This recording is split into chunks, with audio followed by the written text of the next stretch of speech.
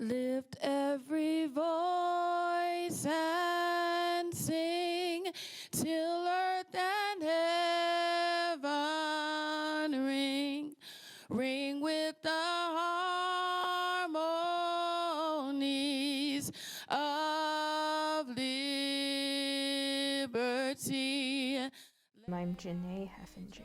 So I am mixed, and so I identify as Afro-Latina because my mom's side of the family, they're from Sinaloa, and I don't know much about my biological father's side of the family. I kind of just know that we're black.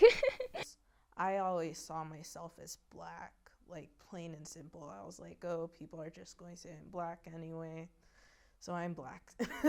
And I do have a white dad, and my mom is Panamanian, so she's like Afro-Latina. And I just always went with I'm black because I said that's how the world is going to treat me. I think that when it comes to being a mixed kid, you still deal with racism and you still deal with hardships, but there is a bit more privilege, at least the way I see it, and I think a lot of people see it, between when you're mixed and when you are fully black. I really liked the school when I started going there because I came from a public school where like discussion on race and how it affects our society isn't really discussed. You know, and when I came and when they were talking about Jim Crow and most importantly like the protests that were happening during 2020, I was intrigued. I wanted to be at the school. I wanted to learn more, you know what I mean? I wanted to it was like the first time my whole life that I ever like wanted to be at school. That's the big thing about the thing in New Mexico too, is I think everyone who's black, we all have different experiences, and there may be things where it's slightly the same, but I don't know, I do feel like there is a difference in the way we do get treated sometimes, and I hate to say it and I hate that it's true, but it is, and I think it's something that does need to be addressed, because I'm not going to sit here and act like I'm as oppressed as a black man or a black woman or a black person, a fully black person, because I'm not. And I do have that slight bit of privilege, even if I do deal with discrimination. There's not a lot of black kids there. There's really not. Being one of the few black kids in the room hearing about like such harsh topics makes you feel ostracized. Like everybody else, it's just like, oh, that happened so long ago. But for me, it was like, oh yeah, this is like part of my family's history. And this is the only history I'll ever know about my family, and it's just filled with pain. And I'm also the only black kid in my class, so I can't really like tell any of my peers like how I feel.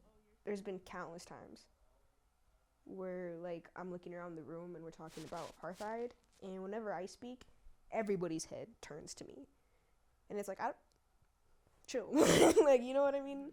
It's a lot of pressure. It's kind of isolating. And they kind of just expect you to be okay with it, and it's so hard also, like living in Albuquerque where our black community is so tiny, and sitting in a classroom where no one else is there to help defend you, and so it's kind of back to just being voiceless. Like a lot of the experiences I've had, I've forgot. You know what I mean? And it's not until like I get like harshly reminded of them that I'm like, oh damn, you know, I shouldn't have gone through that. You know what I mean? Living here. I feel like a lot of the kids with my school's curriculum, they actually do the opposite of what the intention is. They desensitize the kids to racism and segregation and all these things because they don't connect it to the real world. So a lot of the kids just think, oh, that's like a distant memory from a distant time. Just from going to school and, you know, going from like the west side and the valley, there's not a lot of white people. There's a lot of Hispanic people. You know what I mean? And there you'll find a couple of like black people here and there, like but I don't feel like there's a lot of us here.